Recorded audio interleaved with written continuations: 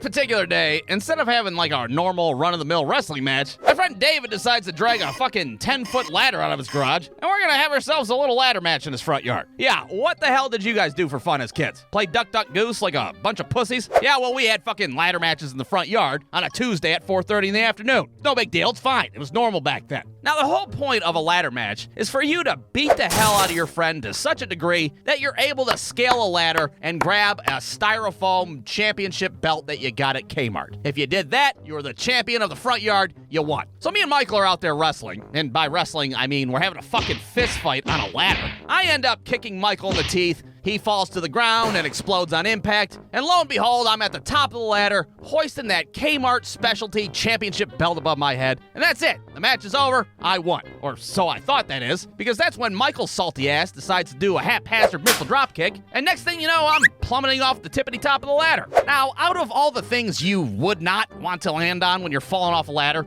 I'd say the top of a fucking picket fence is pretty high up on the list. I fall crotch first on all the pointy parts of this picket fence, and I don't want to say that the fence went up my asshole, but you know, the fence kind of went up my asshole. In fact, it kind of totally wrecked my whole nether region down there. There's fucking blood everywhere. I'm not gonna get into graphic detail, but it was fucked up, all right? That's all you gotta know. Now, was Michael remorseful that he almost murdered me with a picket fence? Well, probably not, considering he just walks over, fucking farts on me, and then he just goes home. That was it. All right, I'm done here. Fuck you guys and your stupid ladder matches. I'm going home to watch Animaniacs.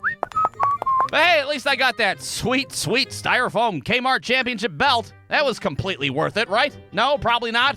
Oh, well, what the hell. Number 2. All right, now this next story takes place back in my baseball days, and I'm over there standing on second base, looking at my coach over at third, who's standing there doing the fucking Macarena, which was our team's signal to steal third base.